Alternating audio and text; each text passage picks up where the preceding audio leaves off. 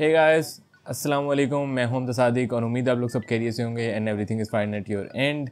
आज हम बात करने वाले हैं जैज़ कैश के बारे में, जैज़ कैश के स्कैम के बारे में और एज अ होल पाकिस्तान का जो टेक्नोलॉजी सेक्टर में या फिनटेक कह लें, जिसे फाइनेंशियल टेक्नोलॉजी कहते हैं, फिनटेक सेक्टर है। जैज़ कैश हो गया, इजी पैसा हो गया, अदर वॉलेट्स हैं, तो इसमें जो सिक्योरिटी का मसला है उसके बारे में बात करने वाले हैं। तो अगर आप इस कंटेंट में इंटरेस्टेड हैं या अगर आप कुछ और इससे रेलेवेंट जो है कंटेंट देखना चाह रहे हैं या पूछना चाह रहे हैं तो आप नीचे कमेंट करके मुझे बता सकते हैं और चैनल को सब्सक्राइब भी कर दें। सो आपको इस तरह की वीडियोस देखने को मिलती रहेंगी और आपको नोटिफिकेशन भी मिलते रहेंगे। तो that's up to you, I leave that up to you. तो विदाउट फर्दर डू वीडियो को शुरू करते हैं और बात करते हैं उस स्कैम के बारे में जो जैज़ कैश ने मेरे साथ किया है और उस स्कैम का हल क्या, उस स्कैम का सोल्यूशन मैंने क्या निकाला है और किस तरह से उस सिचुएशन को डील किया है।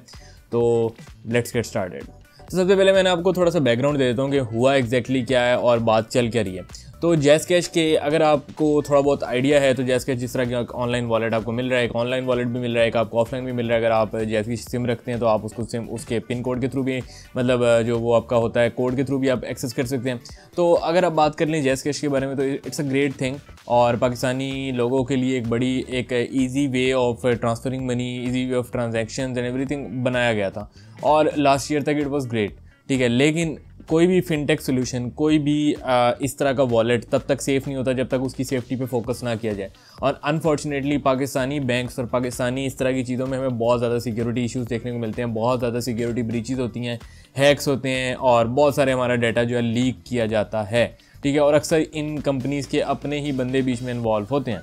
तो खैर जैज़ कैश ने, मतलब मेरे साथ क्या हुआ मैं आपको वो बता देता हूँ, थोड़ा सा बैकग्राउंड दे देता हूँ ताकि हम फिर मेन मुद्दे पे हैं, जो कि है कि आपने अगर इस तरह की सिचुएशन आप देख रहे हैं तो आप इसको डील कैसे करें, अगर इस तरह की सिचुएशन आपके साथ होती है तो आप किस तरह डील करेंगे, ठीक है। तो सबसे पहले मैं बता देता हूँ कि जैज़ कैश, मैं जैज़ कैश का रेगुलर यूज़र हूँ। मेरे फादर, मेरा ब्रदर रेगुलर यूज़र हैं हम लोग, क्योंकि हमारे डेली बेस पर ट्रांजैक्शन जो चलती हैं वो अक्सर जैज़ कैश के थ्रू चलती हैं। मेरा पर्सनली ये है कि मैं जो अपना जो बैलेंस लोड करता हूँ, मेरे पास जैज़ की सिम है या कोई पैकेज वगैरह करने है, किसी और को भी करके देना है, कोई भी इमरजेंसी होती है तो उसके लिए मैं यूज़ करता हूँ। ट्रांजैक्शंस के लिए कम यूज़ करता हूँ क्योंकि इस पर अब लिमिट्स लगा दी हैं उन्होंने, तो जिसकी वजह से मैं अपना जो मीज़ान बैंक अकाउंट है वो यूज़ करता हूँ। खैर बात कर लेते हैं हुआ क्या। तो सीन ही हुआ कि मेरे अकाउंट में पैसे पड़े हुए थे और मैं एक रेगुलर यूज़र हूँ जैज़ कैश का। मेरी पेमेंट्स आती हैं, मेरी पेमेंट्स जाती हैं ऑल थ्रू जैज़ कैश, ठीक है। तो जैज़ कैश में जितने पैसे मेरे पड़े थे तो वो QR ट्रांजैक्शंस के थ्रू वो सारे के सारे पैसे 4 ट्रांजैक्शंस में बट के डिवाइड होकर कट गए, यानी किसी ने ट्रांजैक्शंस करके निकाल लिए। ट्रांजैक्शंस कौन सी थी? ट्रांजैक्शंस ऐसी थी जिनमें ना पिन की ज़रूरत थी और ना ही OTP की ज़रूरत थी, जो कि जैज़ कैश का सबसे बेसिस है कि भाई कोई भी आपने ट्रांजैक्शन करनी है तो आपको पिन चाहिए होती है, OTP चाहिए होती है। तो अब ये किस तरह हुआ, ठीक है। तो according to the Jazz Cash person, relevant person, authority, उन्होंने मुझे बताया कि ये हुआ ये है कि कोई हैकर है जिसने हमारी एप्लीकेशन, हमारा अकाउंट एमुलेट कर लिया है APK की फॉर्मेट में, हमारी एप्लीकेशन जो जैज़ कैश की है। क्योंकि अच्छा एक ये चीज़ भी मैं यहाँ जाहिर कर दूँ कि जैज़ कैश की जो एप्लीकेशन है वो एक वक्त में एक फ़ोन पे चलती है, एक नंबर पे, ठीक। एक वक्त में एक ही जगह चल सकता है, 2 जगह नहीं चल सकता, which is also very interesting क्योंकि मेरे फ़ोन में ऑलरेडी ऐप लॉगिन थी और फिर भी वो हैकर जो है वो दूसरे फ़ोन से एक्सेस करके या दूसरी डिवाइस से एक्सेस कर पा रहा था। खैर हुआ ये कि वो पैसे कट गए, QR के ट्रांजैक्शंस हो गई। QR ट्रांजैक्शन सब होती हैं जब आपके पास ऐप लॉगिन हो, ऐप में आप QR कोड स्कैन करते हैं, उसमें कोई पिन या किसी और चीज़ की ज़रूरत नहीं पड़ती। वैसे मेरे ख्याल में तो पड़ती है, बट वो कह रहे थे नहीं पड़ती, तो ठीक है मान लेते हैं ये हुआ, ठीक है। तो वो जो अमाउंट थी, काफ़ी बड़ी अमाउंट थी, वो सारी की सारी चली गई। तो अब अगर इस तरह का केस आपके साथ होता है तो आपने क्या करना है? सबसे पहले तो आपने घबराना नहीं है। डोंट वरी, मैं खान साहब नहीं बन रहा, लेकिन ऑनेस्टली आपने घबराना नहीं है। आपने ज़रा इजी होकर ना सोचना है कि इसके बारे में क्या किया जाए। तो अब ऐसी बात है, सबसे पहले आप क्या करेंगे, आप हेल्पलाइन पे कंप्लेन करेंगे, ठीक है। आप हेल्पलाइन पे कंप्लेन करेंगे, अगर आपके अकाउंट में कुछ पैसे पड़े तो आप वो निकाल लेंगे और हेल्पलाइन में कंप्लेन करेंगे। अब हेल्पलाइन पे कंप्लेन करने का मसला सिर्फ इतना सा है कि इनकी हेल्पलाइन, या पाकिस्तान में ओवरऑल अगर आप कस्टमर सेल्स रिप्रेजेंटेटिव्स देख लें जो हेल्पलाइन पर बैठे होते हैं, I don't know why they are not professional at all. पता नहीं क्यों, क्या मसला है इन लोगों को। जब इन्होंने गोरों से डील करना होता है या जब इन्होंने अब्रॉड के लोगों से डील करना होता है तब ये सही सीधे हो जाते हैं, लेकिन जब पाकिस्तानी लोगों से डील करना होता है तो पाकिस्तानियों की तरह ये अनप्रोफेशनल होकर डील करते हैं, ठीक है। I hate that. तो हुआ ये कि हमने पहले दिन इनको कॉल की, जैसे हमारे मतलब ये मसला हमारे सामने आया और पैसे कट गए तो हमने इनको कॉल की। इन्होंने हमें शुरू में अच्छा गाइड किया। इन्होंने हमें शुरू में कहा कि आपकी कंप्लेन हमने दर्ज कर ली है और आपको 24 घंटे के अंदर पैसे मिल जाएंगे, राइट। मतलब ठीक चल रहा है, अभी तक तो सब कुछ ठीक चल रहा है और 24 घंटे के अंदर मिल जाएंगे तो मसला भी वाली बात भी नहीं है और आपको हेल्पलाइन वाले कह रहे हैं तो you are more than happy ना टू वेट 24 आवर्स। लेकिन ऐसा हुआ नहीं। अगले दिन हमने फिर हेल्पलाइन पे कॉल की क्योंकि हमें तब तक कोई रिस्पांस नहीं आया था, कोई कंप्लेन नहीं की, कोई रिस्पांस नहीं, कोई मैसेज नहीं आया, कोई ईमेल नहीं, कुछ भी नहीं आया। हमने दोबारा कॉल की और हमने दोबारा बात करने की कोशिश की, तो हेल्पलाइन वाले ने कोई हमें प्रॉपर रिस्पांस नहीं दिया, कोई प्रॉपर बात नहीं बताई, कोई कुछ नहीं बताया। बस ये कह रहे हैं कि आपकी कंप्लेन दर्ज कर दी गई है और आपका जो है केस सॉल्व कर दिया जाएगा। ठीक है, फ़ाइन, थोड़ा और वेट कर लेते हैं, राइट। इसमें उनको मौका देना चाहिए, इस तरह की चीज़ें थोड़ा टाइम लगता है, प्रॉपर एक रिस्पांस देना चाहिए था, बट स्टिल थोड़ा टाइम लगता है, मान लेते हैं। ठीक है, मैं खुद इस इंडस्ट्री में हूँ, मैं फिनटेक की इंडस्ट्री में हूँ, तो मुझे आइडिया है इस चीज़ का। ठीक है, कोई मसला नहीं, मान लेते हैं।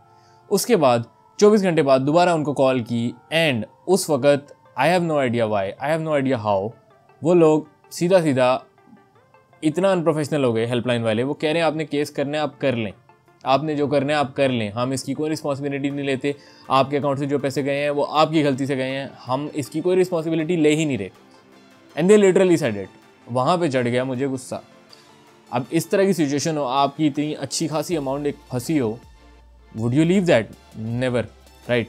तो किया क्या, अब ये चीज़ समझ में नहीं आती। सबसे पहले क्या किया, फेसबुक पे ग्रुप है वॉइस ऑफ कस्टमर के नाम से, वहाँ पे सारी कंप्लेंट होती है, काफ़ी अच्छे रिस्पॉन्सेज मिल जाते हैं। वहाँ जाके सबसे पहले पोस्ट लगा दी, ठीक है, कोई रिस्पांस नहीं आया जैस कैश की तरफ से, कोई कुछ नहीं आया। और हेल्पलाइन पे कॉल करें तो हेल्पलाइन पे कॉल ही नहीं मिल रही, मतलब उन्होंने हमें ब्लॉक कर दिया। हद होती है किसी चीज़ की, और इतनी अनप्रोफेशनलिज्म की हद होती है। मैं और कोई अल्फाज यूज़ नहीं करूँगा, ठीक है। तो अनप्रोफेशनल बहुत ज़्यादा हो गया था।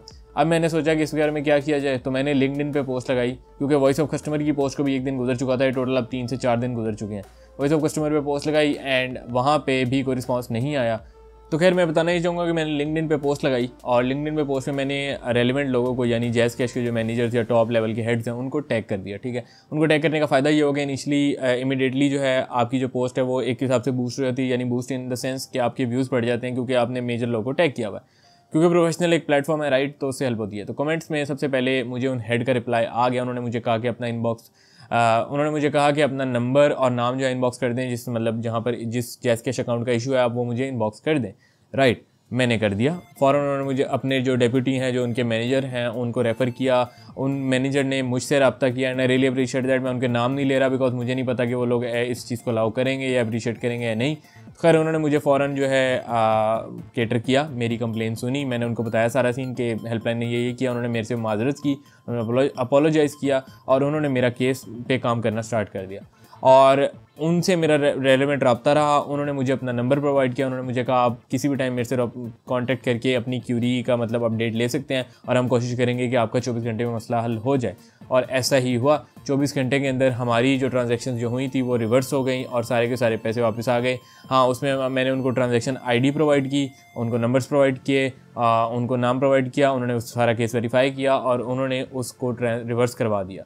ठीक है, तो अब ये मैं ज़रा सिंपलर वर्ड्स में बता रहा हूँ ताकि लोगों को समझ में आ जाए कि किस तरह जाना है। लिंक्डइन एक प्लेटफॉर्म है, प्रोफेशनल प्लेटफॉर्म है, यहाँ पर लोग प्रोफेशनल सोशल मीडिया आप उसे कह लें, फेसबुक की तरह का प्रोफेशनल प्लेटफॉर्म है। सारे कंपनी सब कुछ वहाँ पे एक्टिव है, आप वहाँ पर उनसे रब्ता कर सकते हैं। ठीक है, तो मैंने इसी तरह ये उस प्लेटफॉर्म को फ़ायदा उठाते हुए अपनी कंप्लेन उठाई और रेलेवेंट यानी जो हायर अथॉरिटी वाले लोग हैं उन तक मैं गया और उन्होंने फ़ौरन मेरा मसला 24 घंटे के अंदर रिजॉल्व करवा दिया। तो एवरीबडी वॉज हैप्पी, लेकिन मैंने उनको ये चीज़ लाजमी बताई, मैंने उनको ये चीज़ क्लियर आउट की कि आप अपनी हेल्पलाइन वालों को कुछ समझाएं, कुछ अकल दें, कुछ तरीका बताएं कि भाई प्रोफेशनल कैसे होना है, बिकॉज दैट सक्स ऑनेस्टली। आप एक आम बंदा हेल्पलाइन वालों को रब्ता करता है बिकॉज वो आम बंदा परेशान है, डिस्ट्रेस में है, उसका कोई मसला है। हेल्पलाइन वाले आगे से कह रहे हैं भैया आपने करना है केस आप कर लो, ठीक है। तो एजुकेटेड लोगों की डिफरेंट स्टोरी है, जिनको फिनटेक का आइडिया उनकी डिफरेंट स्टोरी है, बट ये दूसरा सीन है ना, ये मुझे बिल्कुल पसंद नहीं आया। तो पाकिस्तान में कस्टमर सेल्स रिप्रेजेंटेटिव्स का जो कॉन्सेप्ट है, वो लोग ऐसे ही कॉल सेंटर पे जाके जॉब स्टार्ट कर देते हैं, आता जाता कुछ होता नहीं, प्रोफेशनल नाम की कोई चीज़ नहीं होती और बाद में उनकी कंप्लेंट आती है या वो खुद निकल जाते हैं, निकाले जाते हैं। अब कॉल सेंटर वाली जॉब है भी ऐसी कि मतलब मैं अब क्या बोलूँ। तो लोगों को ना ये चीज़ देखनी चाहिए, इनको चाहिए ये कॉल सेंटर्स वालों को, जैज़ कैश वालों को, जैज़ ओवरऑल को, कि भाई अपने लोगों को ज़रा एजुकेट करें, उनको समझाएं कि किस तरह चलना है, किस तरह नहीं चलना। ये जब तक लोगों की हेल्प नहीं करेंगे, लोग इनकी हेल्प नहीं करेंगे। अभी लोगों की मजबूरी है इनका प्लेटफॉर्म यूज़ करना, लेकिन कल को मजबूरी नहीं होगी तो इनका प्लेटफॉर्म छोड़ देंगे। सही। तो मेरा ये मैसेज है जैज़ कैश वालों या कोई भी जो पाकिस्तान में जितनी कंपनी ऑपरेट करी उनके लिए कि एक तो भाई सिक्योरिटी पे फोकस करो, सिक्योरिटी बेहतर बनाओ, जितनी बेहतर बना सकते हो उतनी बेहतर बनाओ, बिकॉज ये चीज़ें ऐसी हैं जिनमें लाखों करोड़ों का नुकसान 1 मिनट के अंदर हो सकता है। ठीक है, फिनटेक ऐसी इंडस्ट्री है ये पेमेंट वाली ऐसी इंडस्ट्री है जहाँ पर आप जितनी जल्दी इस पर सिक्योरिटी पे फोकस करेंगे उतना बेहतर है। दिस इज़ अ बेसिक, ठीक है। और दूसरी चीज़ ये कि अपने जो कस्टमर सेल्स रिप्रेजेंटेटिव हैं, हेल्पलाइन वाले हैं, उनको बोलें ज़रा तमीज़ से पेश आएँ। ये कस्टमर्स नहीं होंगे तो उनका काम नहीं होगा, ठीक है। तो they are there for their customers, तो आप कस्टमर से ज़रा तमीज़ से पेश आएँ, प्रोफेशनल हों, उनको एक प्रॉपर गाइडेंस दें। आपको कुछ नहीं पता आप उन्हें बताएं कि मुझे नहीं पता, हम आपको हायर अथॉरिटी पे रेफ़र कर देते हैं, कैटर कर देते हैं, आप वो काम करें, ठीक है। तो यही मेरा मैसेज था, यही मेरा थोड़ा केस था। मैंने कहा जैज़ कैश के स्कैम हो रहे हैं या कोई भी स्कैम हो रहा है, आप लोगों को पता होना चाहिए किस तरह से आप इसको कैटर कर सकते हैं, ठीक है। पहली चीज़ आपने हेल्पलाइन पे जाना है, दूसरी चीज़ आपने कहीं पे उसकी आवाज़ उठानी है, वॉइस ऑफ कस्टमर है फेसबुक पे ग्रुप पे, अपनी प्रोफाइल पे लगाएं, लोगों को बोलें शेयर करें। और अगर वहीं से भी रिस्पॉन्स नहीं आता तो आप लिंक्डइन पे आएँ, लिंक्डइन पे उनके लोगों को सर्च आउट करें, जैज़ कैश में कौन काम करता है कौन नहीं करता है, कहीं पर भी जो भी मसला आपका वहाँ पर कौन काम करता है कौन नहीं करता, वहाँ पर आप पोस्ट डालें, आपको फ़ौरन रिस्पॉन्स इंशाल्लाह मिल जाएगा। तो ये था ये सीन। उम्मीद है आपको वीडियो से कोई ना कोई हेल्प मिली होगी। नहीं मिली तो उन लोगों को रेफ़र कर दें या उन लोगों के साथ ये वीडियो शेयर कर दें जिनको इससे हेल्प मिल सके, या कोई मुब्तला है, कोई मसला वसला है, ठीक है। तो अगर आप इस तरह की कोई और क्यूरी देखना चाह रहे हैं, कुछ भी करना चाह रहे हैं, तो आप नीचे कमेंट करके मुझे बता सकते हैं। अगर मेरे नॉलेज में हुआ तो मैं उसके बारे में ज़रूर वीडियो बनाऊँगा। तो इस वीडियो में इतना ही था। उम्मीद है आपको वीडियो सही लगी होगी, वीडियो से हेल्प मिली होगी। तो लाइक और सब्सक्राइब ज़रूर कीजिएगा। मिलते हैं आपसे अगली वीडियो में। अल्लाह हाफ़िज़।